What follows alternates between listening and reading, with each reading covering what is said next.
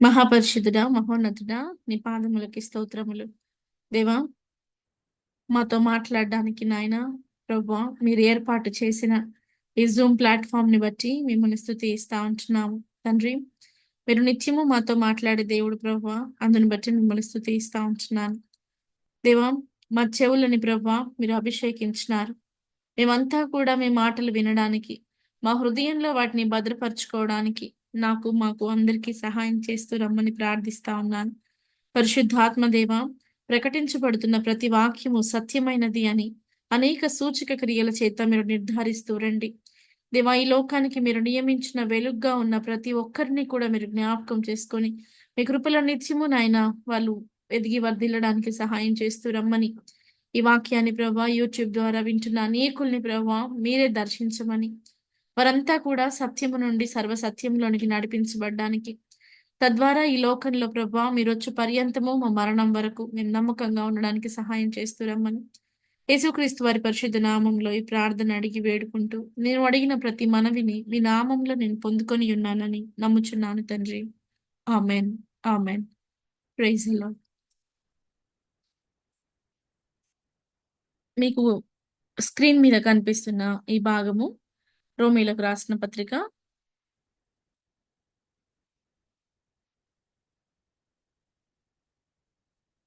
రోమీలోకి రాసిన పత్రిక 3వ అధ్యాయము 10వ వచనం. రోమీలకి అపోస్తలుడైన పౌలు రోమా సంఘానికి రాసిన పత్రిక 3వ అధ్యాయము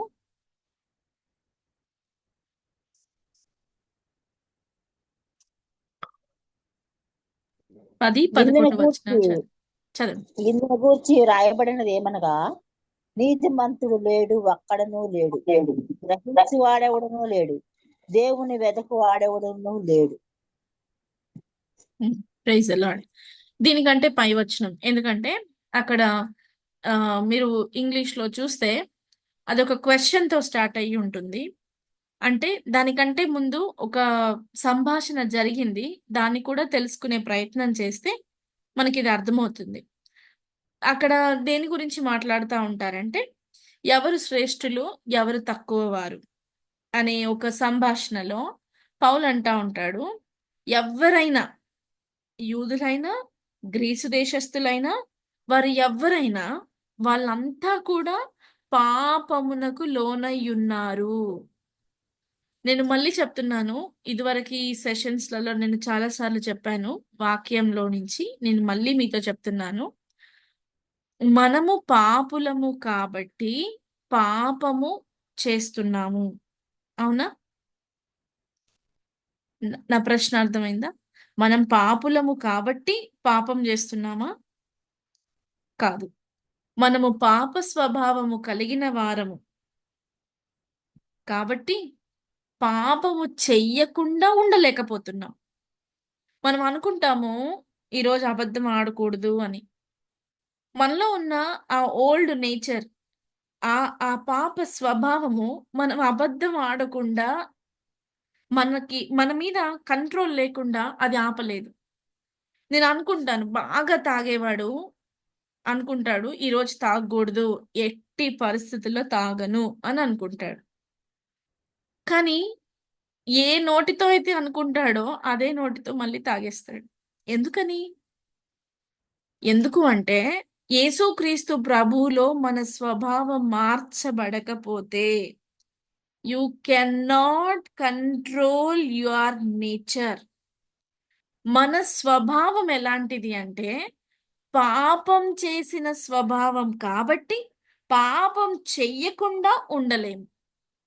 ఎందుకు పాప స్వభావం? మనకెక్కడి నుంచి వచ్చింది పాప స్వభావం? చాలా మంది అనుకుంటారు, మేము పుట్టుకతో క్రైస్తవులం, మా నాన్నగారు పాస్టర్ గారు, లేకపోతే మాది బిషప్ ఫ్యామిలీ, లేకపోతే మేము గొప్ప కులంలో పుట్టాము, మేము ఇంకా అంటే ఎవరికి వారు మేమేమీ చెయ్యలేదు, మేము చాలా పరిశుద్ధులం అని అనుకుంటారు. ఇంకా మీరు చూస్తే కొంతమంది అయితే బయటికి చాలా మంచిగా కనిపిస్తారు.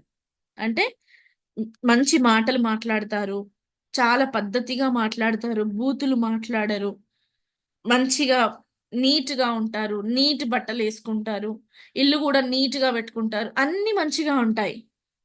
అలా అని వాళ్ళలో పాప స్వభావము లేదు అని చెప్పలేము. ఎందుకంటే మనిషి పుట్టుకలోనే పాపంలో ఉన్నాడు. ఎలా ఉన్నాడు? పుట్టిన బిడ్డకి పాపం ఎలా వచ్చింది? మీరు రోమిలకు రాసిన ఇదే పత్రిక 5వ అధ్యాయంలోకి వెళ్తే మనకు అర్థమవుతుంది. ఒకసారి చదువుదామని. ఎందుకు పౌలు అంత మాట అంటాడు? యూదులేంటి పాపంలో ఉండడం ఏంటి? గ్రీసు దేశస్థులు అసలు తెలివికి పరాకాష్ట. గ్రీసు దేశస్థులు మీకు తెలిసే ఉంటుంది. మనం ఇప్పుడు వాడుతున్న క్యాలెండర్, ఎప్పటి నుంచో వాడుతున్న క్యాలెండర్, ఇప్పటికీ వాడుతున్న క్యాలెండర్ గ్రీకు వారిది. గ్రెకోరియన్ క్యాలెండర్ అని పిలుస్తారు. అంటే ఈ రోజు నేను వాడుతున్న క్యాలెండర్, అది ఏ క్యాలెండర్ అయినా, మీరు ఎలాంటి క్యాలెండర్ తీసుకున్నా, English, Hindi, Telugu, Hebrew, Urdu, Arabic, ఏ క్యాలెండర్ అయినా గ్రెకోరియన్స్ అంటే గ్రీకులు చేసిన క్యాలెండర్. అంత తెలివిలో, జ్ఞానంలో అంత పరాకాష్ట వాళ్ళది. అంటే వాళ్ళు చాలా అగ్రస్థానంలో ఉంటారు. అంత తెలివి గల వాళ్ళని కూడా పౌలు మాట అన్నాడు ఇప్పుడు. యూదులు అంటే, మీరు పాత నిబంధనలోకి వెళ్తే యూదుల యొక్క, మనం అనుకుంటాం చాలాసార్లు, అరే నేను యూదునిగా పుట్టలేదు ఏంటి అని. అలాంటి ఒక మంచి దేవునితో అనుబంధం కలిగిన యూదులు వాళ్ళు. పౌలు అంటాడు ఇక్కడ, వాళ్ళు యూదులైనా, ఈ మాట చదవండి. రోమిలకు రాసిన పత్రిక 3వ అధ్యాయం 9వ వచనం చదవండి ఒకసారి. రోమిలకు రాసిన పత్రిక 3వ అధ్యాయం 9వ వచనం.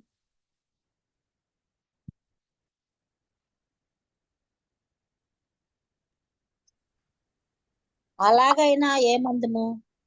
మేము వారికంటే శ్రేష్ఠులమా, తక్కువ వారమా? ఎంత మాత్రమును కాము. యూదులేమి గ్రీసు దేశస్థులేమి అందరూ పాపమునకు లోనై ఉన్నారని ఇంతకు ముందు దోషారోపణ చేసి ఉన్నాము. హల్లెలూయా. ఏమన్నాడు పౌలు? యూదులైనా, గ్రీసు దేశస్థులైనా అందరిలో కూడా ఏముందంట? పాపము. ఎలా వచ్చింది? యూదులేమో దేవుడితో సంబంధం కలిగిన వారు, గ్రీసు దేశస్థులేమో వాళ్ళ జ్ఞానానికి అంబాసిడర్, జ్ఞానానికి పరాకాష్ట. అలాంటి ఉన్నతమైన వారిని కూడా పౌలు అంటాడు, వీళ్ళలో కూడా పాపం ఉంది అంటాడు. మనం కూడా పై పైన చూస్తాం మనుషుల్ని, వీళ్ళని చూసి అబ్బా ఎంత చక్కగా మాట్లాడుతున్నారు, వీళ్ళు ఎంత మంచివారో అనుకుంటాం. కానీ వాళ్ళ లోపల ఆలోచనలు నిజంగా బయటికి కనిపిస్తే భయపడతాం మనం. చాలా మంది యొక్క ఆలోచనలు ఎంత క్రూరంగా ఉంటాయో, బయటికి కనిపించినంత మంచిగా వాళ్ళ ఆలోచనలు ఉండవు. బయటికి మాట్లాడేటప్పుడు చాలా పద్ధతిగా మాట్లాడతారు, కానీ వారి మనసు ఎంత విశృంఖలమైన మాటలు మాట్లాడుతుందో మనకు తెలియదు. లోపల మనిషిని మనం స్టడీ చేయలేదు. అయితే బైబిల్ చెప్తుంది, ఒక్కడు కూడా లేడు. ఇప్పుడు మనం చదివాం కదా, ఒక్కడు కూడా లేడు. అందుకే 10వ వచనంలో ఇందును గూర్చి రాయబడినదేమనగా, దేని గురించి రాయబడింది?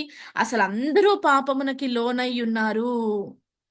ఇందును గురించి రాయబడింది ఏంటంటే, నీతిమంతుడు లేడు, ఒక్కడు కూడా లేడు, గ్రహించువాడు కూడా లేడు, దేవుణ్ణి వెతుకువాడు కూడా లేడు. నీతిమంతుడు లేడు, ఒక్కడు లేడు. ఏం చేయాలి ఇప్పుడు మనం?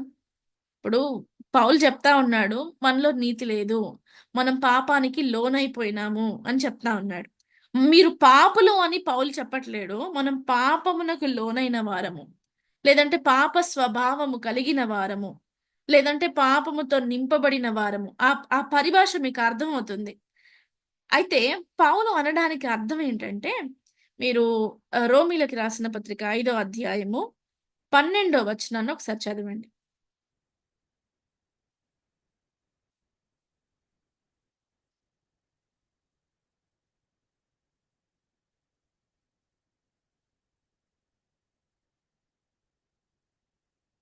పన్నెండవ వచనము ఒకసారి చదువు.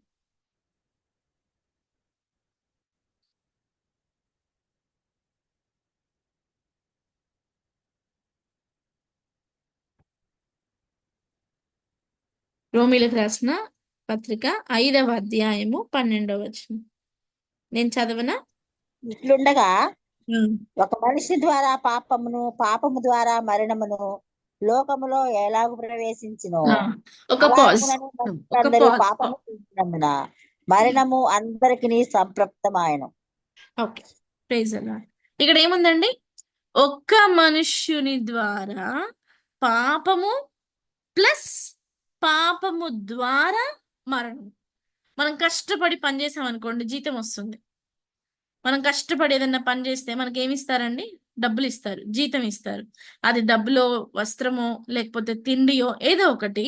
మనం కష్టపడి ఒక పని చేస్తే, when you put all your efforts, when you put all your time and everything, you'll get something back.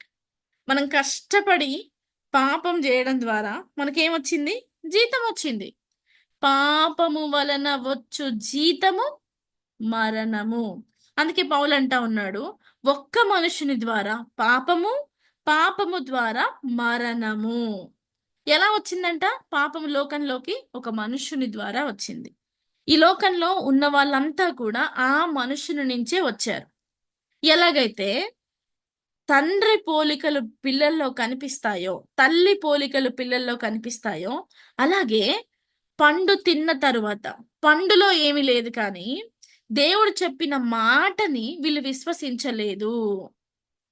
చాలా మంది పండు గురించి మాట్లాడతారు. It's not about the fruit, it's all about the word. దేవుడు ఆ మాట చెప్పాడు. ఏం చెప్పాడు? ఇది తింటే చస్తారని చెప్పాడు. ఇప్పుడు మనము మాటని విశ్వసిస్తే ఖచ్చితంగా ఆ పండు నా కళ్ళకి రమ్యంగా కనబడదు. నా మాట మీకు అర్థమైందా?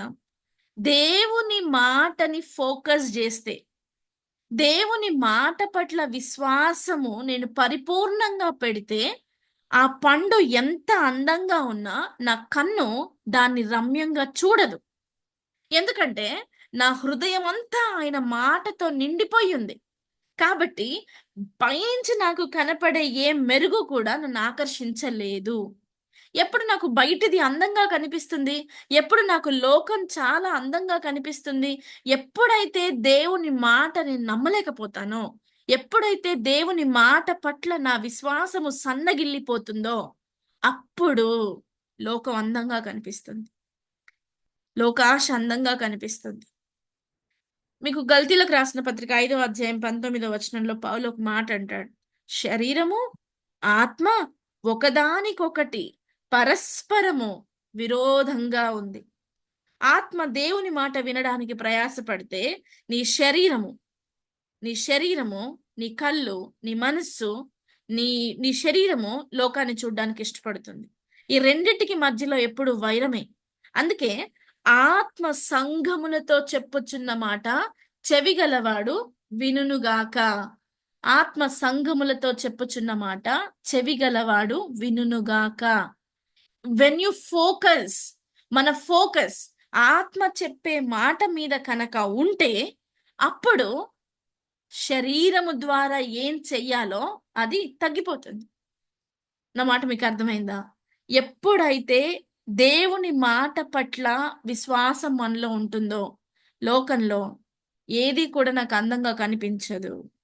ఆదాము వాళ్ళు చేసింది ఏంటి అంటే, దేవుడు తినొద్దు అని చెప్పాడు. ఎప్పుడైతే వాళ్ళ మనస్సులో నుంచి తింటే ఏమవుతుందనే ఆలోచన ఒక చిన్న బీజంలా ఏర్పడింది, అది కాస్త అవిధేయత, అవిశ్వాసంతో ముగించింది. ఎప్పుడైతే అవిధేయత లోపలికి వచ్చిందో వాళ్ళు పండు తిన్నారు. పండు తిన్నందుకు కాదు, అక్కడ ప్రభు ఏమంటాడు తెలుసా? మీరెందుకు పండు తిన్నారు అనడం కంటే ముందు ప్రభు అడిగిన ప్రశ్న, నీకు తెలిపిన వాడి ఎవడు? మీరు ఆదాముకి ప్రభువుకి జరిగిన సంభాషణ చూస్తే మీకు అర్థమవుతుంది. ఆయన రాగానే ఆయనకు తెలీదా? ఆయన సర్వ సృష్టికర్త, మనిషిని తన రూపులో చేసుకున్నవాడు, భూమి ఆకాశములని ఆయన నోటి మాట చేత సృష్టించుకున్నవాడు. అంత జ్ఞానవంతుడికి, అంత సర్వశక్తిమంతుడికి తెలీదంటారా పండు తిన్న విషయం?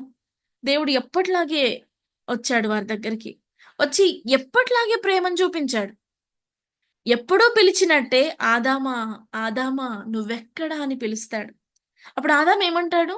నేను దిగంబరిని అని నేను దాక్కున్నా, నీకు భయపడి దాక్కున్నా అంటే, నీకెవరు చెప్పారు నువ్వు దిగంబరివి అని? నీకెవరు చెప్పారు అని అడుగుతాడు. ప్రభువు యొక్క ఆశ మనం ఆయనతో కలిసి ఉండడం, ఆయనతో సహవాసం. ఆయనతో సహవసిస్తే, ఆయన వాక్యంతో మనం మమేకమైతే ప్రభువుకి వచ్చే బెనిఫిట్ ఏం లేదండి. ఎందుకంటే ఆయన ఆల్ఫా ఒమేగా, ఆది అంతమై ఉన్నవాడు. ఆకాశం ఆయన సింహాసనం, భూమి ఆయన పాదపీఠం. నేను ఒక చిన్న ప్రశ్న అడుగుతాను. ఆల్రెడీ ఫస్ట్ ర్యాంక్ వచ్చిన వాడికి ఏం ఆశించి టీచర్ చెప్పిన మాట వింటాడండి? నేను మళ్ళీ అడుగుతున్నాను. ఆల్రెడీ ఫస్ట్ ర్యాంక్ వచ్చిన వాడికి ఏం ఆశించి టీచర్ మాట వింటాడండి? సెకండ్ ర్యాంక్ వచ్చినోడో, థర్డ్ ర్యాంక్ వచ్చినోడో టీచర్కి ఇంకెక్కువ ఓవర్ ఒబీడియంట్ చూపిస్తే, ఒకటి రెండు మార్కులు ఎక్కువ పడితే టీచర్ ఫస్ట్ ర్యాంకర్ నో, లీడర్ నో చేస్తుందని అనుకుంటాం. ఆల్రెడీ ఫస్ట్ ర్యాంకర్ లో ఉన్నాడు, ఆల్రెడీ డిసిప్లైన్ ఉన్నాడు, ఆల్రెడీ అన్ని మెరిట్స్ ఉన్నప్పుడు ఎందుకు టీచర్ ని ఇంకా రెస్పెక్ట్ చేస్తాడు? హల్లెలూయా. ఎందుకు చేస్తాడు అంటే, ఏదో కావాలని కాదు, వాడు అలా ఉన్నాడు కాబట్టే వాడికి ఫస్ట్ ర్యాంక్ వచ్చింది.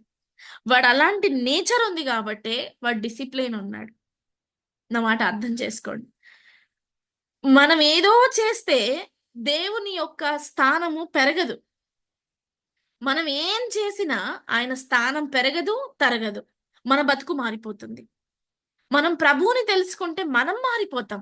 నేను ప్రభువుతో సమయం గడిపితే నా జీవితం నిన్నెట్లా ఉందో ఈరోజు అట్లా ఉండదు. పేతురు ప్రభు స్వరం వినేంత వరకు చేపల్ని పట్టుకుంటా ఉంటాడు. వన్స్ ప్రభు స్వరం వింటాడు, విధేయత చూపిస్తాడు. వాక్యం వినడం కాదు, విధేయత కూడా చాలా అవసరం. ప్రభు అంటాడు వలలు వెయ్యమంటాడు. పేతురు ఏమంటాడు? ఇప్పుడే వేశాం, రాత్రంతా శ్రమ పడ్డాం, ఎక్కడ దొరకలేదు, ఇప్పుడు వెయ్యమంటాడు. పేతురు ఆ మాట అన్నప్పటికీ విశ్వాసంతో వల వేస్తాడు. వేసినప్పుడు విస్తారంగా చేపలు పడతాడు. ఎప్పుడు చూశాడు ఆయన జీవితంలో రూపాంతరత? ప్రభు మాట విన్నప్పుడు. ఏమవుతుంది ప్రభు మాట వింటే? మన బ్రతుకు మారిపోతుందండి. ఎందుకు మారిపోతుంది అంటే, ఇదే రోమాపత్రిక 5వ అధ్యాయము మొట్టమొదటి వచనాన్ని ఒకసారి చదవండి.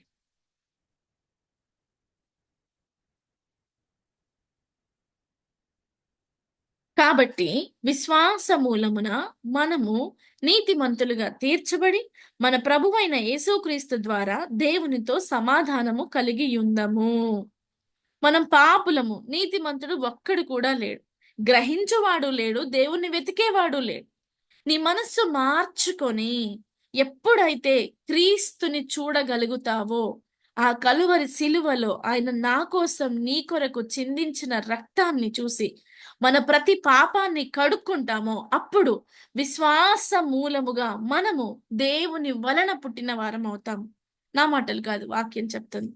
మనము, మీరు ఇందాక చదివిన వాక్యంలో ఈ పదం గుర్తుపెట్టుకోండి. ఇక్కడ ఏ పదం అంటే నీతిమంతులుగా తీర్చబడి, ఆ పదం గుర్తుపెట్టుకోండి. కిందికి రండి ఒకసారి. 10వ వచనంలో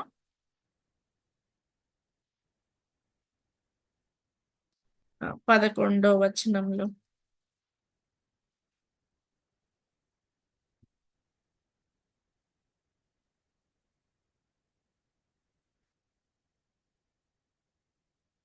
ఇక్కడ చూడండి. 19వ వచనంలో, ఏలయనగా ఒక మనుష్యుని అవిధేయత వలన అనేకులు పాపులుగా చేయబడ్డారు. ఏం జరిగింది? ఒక మనుష్యుని అవిధేయత వలన అనేకులు పాపులుగా చేయబడ్డారు. మనం పాపులం కాదు, పాప స్వభావం కలిగిన వారు. ఈ స్వభావం నుంచి విడుదల పొందితే అప్పుడు నీతిమంతులం. ఆ స్వభావం నుంచి విడుదల ఈ లోకంలో మనకి ఇవ్వగలిగింది ఒకే ఒక్కటి, యేసుక్రీస్తు ప్రభువారు. అది తప్ప ఇంకో పరిష్కారం లేదండి. అందుకే క్రైస్తవ్యము మతం కాదు. క్రైస్తవ్యము సమస్త మానవాళికి దేవుణ్ణి చూపించే మార్గం. అందుకే యేసుక్రీస్తు ప్రభువారు అంటారు, నేనే సత్యం, నేనే మార్గం, నేనే జీవం. ఆయనే సత్యం, ఆయన మాటలు సత్యం. ఆయన తప్ప ఇంకొక మార్గం లేదు మనం తండ్రి దగ్గరకు వెళ్ళడానికి. నా మాట మీకు అర్థమవుతుందా? ఇక్కడ పాపులుగా చెయ్యబడ్డాము ఒక మనుషుని ద్వారా. యేసుక్రీస్తు ప్రభు ద్వారా నీతిమంతులంగా తీర్చబడ్డాము. నీతిమంతులుగా తీర్చబడ్డ తరువాత దేవునితో సమాధానం కలిగి ఉంటాము. దానికి గుర్తు ఏంటో తెలుసా? పరిశుద్ధాత్మ. మనం దేవునితో ఉన్నాము అని చెప్పడానికి, అందుకే కొరింథీయులకు రాసిన పత్రికలో పౌలు అంటాడు, తీయండి ఒకసారి, కొరింథీయులకు రాసిన మొదటి పత్రిక 3వ అధ్యాయం 16వ వచనం.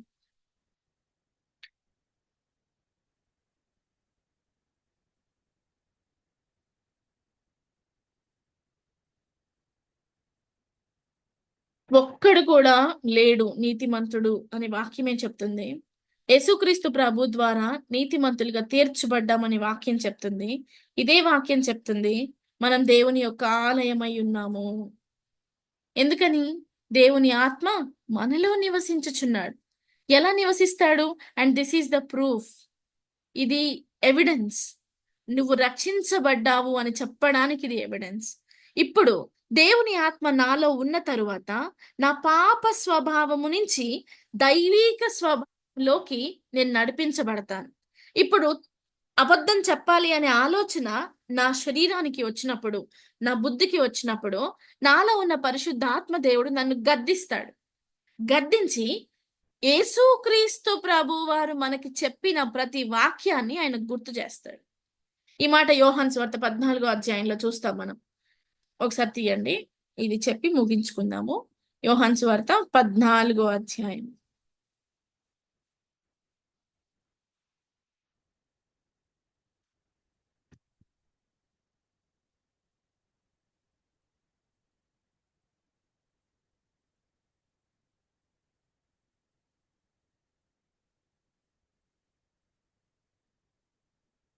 ఆ, 26వ వచనం చదవండి.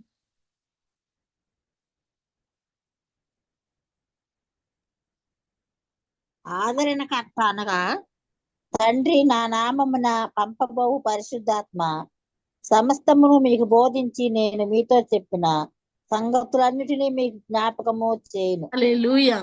పరిశుద్ధాత్మ ఎప్పుడైతే మన హృదయంలో ఉంటాడో, ఎప్పుడైతే మనం క్రీస్తు రక్తములో మన పాపాలు కడుక్కుంటామో, అప్పుడు మనము విశ్వాస మూలముగా నీతిమంతులుగా తీర్చబడతాం. తీర్చబడిన తర్వాత ఇప్పుడు నా హృదయంలో పరిశుద్ధాత్మ దేవుడు ఉంటాడు. పరిశుద్ధాత్మ దేవుడు నా హృదయంలో ఉన్నప్పుడు నా శరీరము, లేకపోతే నా నా నా యొక్క మైండ్, నా సోల్ తప్పు ఆలోచించింది అనుకోండి, నేను మళ్ళీ దొంగతనం చెయ్యాలి, నేను మళ్ళీ అబద్ధాలు చెప్పాలి, నేను మళ్ళీ బూతులు మాట్లాడాలి, ఇలాంటి ఆలోచన నాకు కలిగినప్పుడు నాలో ఉన్న పరిశుద్ధాత్మ దేవుడు ఏం చేస్తాడు? ఆయన నాకు జ్ఞాపకం చేస్తాడు. ఏం జ్ఞాపకం చేస్తాడు? వాక్యాన్ని జ్ఞాపకం చేస్తాడు. వాక్యంలో ఏముంది? దేవుని ఆత్మ మీలో నివసించుచున్నాడని మీరు ఎరుగరా? When you come to know, నేను ఎప్పుడైతే ఎరుకలో బ్రతుకుతున్నానో, నేను ఎప్పుడైతే దేవుని ఆత్మ నాలో ఉన్నాడు అని స్పృహలో బతుకుతానో, అప్పుడు పాపము నన్ను ఏలదు, నా నుంచి పారిపోతుంది.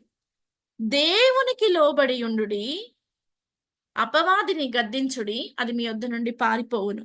అది మీ యొద్ద నుంచి పారిపోవాలి అంటే 2 పనులు చేయాలి. ఒకటి, దేవునికి లోబడి ఉండాలి, అంటే వాక్యానికి లోబడి ఉండాలి. వాక్యంలో ఎలా ఉందో అలా మనం చేయగలగాలి. అప్పుడు అపవాదిని గద్దించండి, అది పారిపోవును.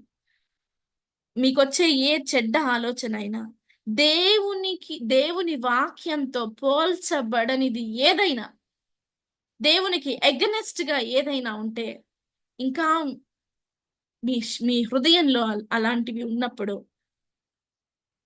You make your self conscious. మనకు మనమే స్పృహ కలిగి ఉన్నాము, మనలో దేవుని ఆత్మ ఉన్నాడు, మనలో దేవుని ఆత్మ నివసిస్తా ఉన్నాడు. హల్లెలూయా. ప్రార్థించుకుందాం. మహాపరిశుద్ధుడా, నీ పాదములకి స్తోత్రములు. దేవా, పాపముతో పట్టబడ్డ మా బ్రతుకుల్ని క్రీస్తు రక్తముతో కడిగి వేసి, దేవా, మీరు మాకు అనుగ్రహించిన పరిశుద్ధాత్మ శక్తిని బట్టి మిమ్మల్ని స్తుతిస్తా ఉంటున్నాం. పరిశుద్ధాత్మ మా హృదయంలో నాయన నివాసం ఉంటున్నాడు అని ప్రభువా అనేక సార్లు మీరు మాతో మాట్లాడుతూ వస్తా ఉంటున్నారు. అవును ప్రభువా, దేవా, మేము విశ్వసించడానికి సహాయం చేస్తూ రండి. దేవా, మనుషుల వలె ప్రభువా, దేవా, ఎంతో మంది మనుషుల వలె మేము కూడా ప్రభువా మరి నాయన తండ్రి వాక్యాన్ని అర్థం చేసుకోకుండగా, విధేయత చూపకుండగా దేవా లోకంలో కలిసే వారంగా కాకుండా ఏర్పరచబడిన వారంగా, పిలువబడిన వారంగా, ప్రత్యేకించబడిన వారంగా జీవించడానికి మమ్మల్ని అందరినీ కూడా మీరు పేరు పెట్టి పిలుచుకున్నారు ప్రభువా. ఈ వాక్యం ద్వారా అనేకుల్ని ఉజ్జీవపరచండి దేవా. ప్రతి ఒక్కరు వాక్యంలో బ్రతకడానికి సహాయం చేస్తూ రమ్మని నా ప్రభు, నా రక్షకుడు, మీ ప్రియ కుమారుడైన యేసుక్రీస్తు వారి పరిశుద్ధ నామములో ఈ ప్రార్థన అడిగి వేడుకుంటూ, నేను అడిగిన ప్రతి మనవిని మీ నామములో నేను పొందుకొని ఉన్నానని నమ్ముచున్నాను తండ్రి. Amen. Amen. Hallelujah. Praise the lord.